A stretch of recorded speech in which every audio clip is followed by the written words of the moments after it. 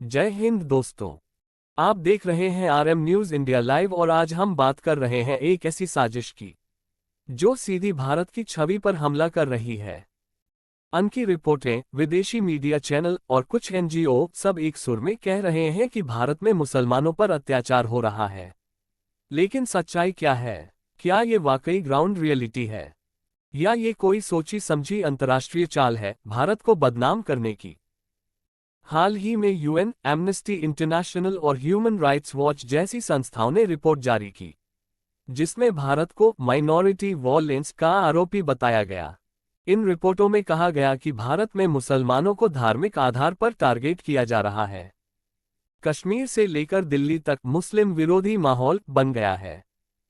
लेकिन सवाल ये है कि इन रिपोर्ट्स में भारत का संविधान, भारत की अदालतें, भारत की पुलिस और सेक्युलर सिस्टम का कोई जिक्र क्यों नहीं होता?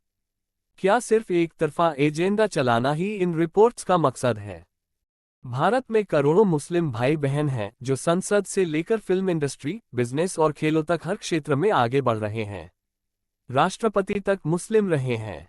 भारत में ईद और मुहर्रम पर छुट्टियां होती हैं। मस्जिदों, मदरसों को फंड मिलता है। हज यात्रा पर सब्सिडी भी दी जाती रही है। तो फिर सिर्फ नकारात्मक पक्ष ही क्यों दिखाया जाता है? क्या ये सिर्फ एक अंतर्राष्ट्रीय नैरेटिव वॉर है? क्या कुछ लोग भारत को अल्पसंख्यक विरोधी देश दिखाकर उसके विकास को रोकना चाहते हैं? बीबीसी, अल जजीरा, वॉशिंगटन पोस्ट और न्यूयॉर्क टाइम्स जैसी संस्थाएं भी इस एजेंडे को आगे बढ़ा रही हैं। जब भी भारत में दंगे हों या कोई सांप्रदायिक घटना, ये मीडिया चुपचाप एक ही समुदाय को पीड़ित बताकर पूरी दुनिया में भारत की छवि को खराब करने लगती है। लेकिन जब भारत में हिंदू साधुओं की हत्या होती है या कश्मीरी हिंदुओं पर अत्याचार, तो ये मीडिया चुप क्यों रहती है?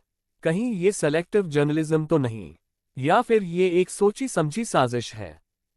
सूत्रों के मुताबिक कई अंतर्राष्ट्रीय रिपोर्ट्स के पीछे पाकिस्तान समर्थित एनजीओएस और फंडिंग नेटवर्क काम कर रहे हैं।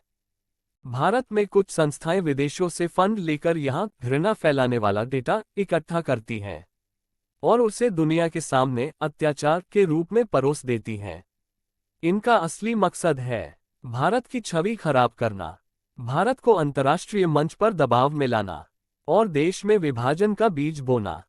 भारत एक लोकतांत्रिक देश है जहां हर धर्म, हर जाति, हर वर्ग को बराबरी का अधिकार है। यहाँ के संविधान ने सबका साथ, सबका विकास को अपनाया है।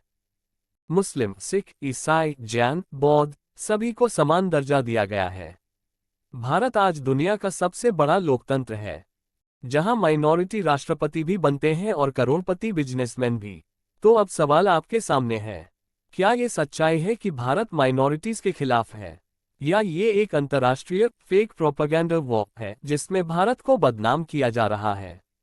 नीचे कमेंट करिए और बताइए, क्या भारत के खिलाफ ये एक साजिश है?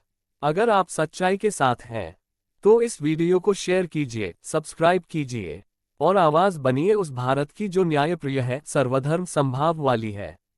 जय हिंद, जय भारत। आप देख रहे थे आरएम न्यूज इंडिया लाइव।